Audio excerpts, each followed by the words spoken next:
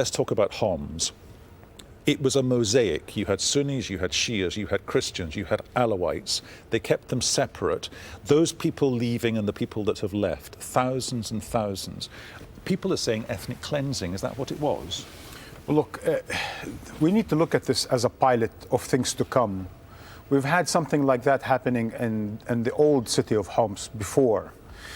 It remains to be seen how this really evolves, because for the time being, there are different interpretations of what exactly is going on. For example, it's the al-Nusra affiliated forces that are leaving, but many of the other rebels who are considered moderate rebels are staying in the city and keeping their weapons, but they're not using them. It's good to remind our viewers around the world that this city has been under siege for 3 years, that its people, its inhabitants, especially Al-Wa'ar, with 75,000, it used to be 300,000 people, lived under siege for 3 years, the most disheartening situation ever. The fact that now they could see the end of the light, the end of the tunnel, and that some sort of relief through the UN could come to the city, that people could have some minimum normalcy, is a good thing.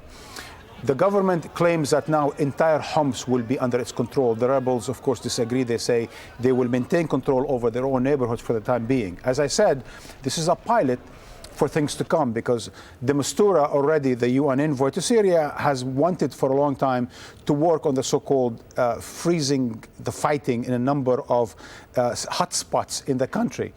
If the regime now will exploit the situation in order to continue with more of the same repression, well, this will be the second and the last such case. If the end game here is a pilot, a core central assumption surely has to be it's a trust-building exercise. Right. Homs has been obliterated and then obliterated again and again and again. There's virtually nothing there.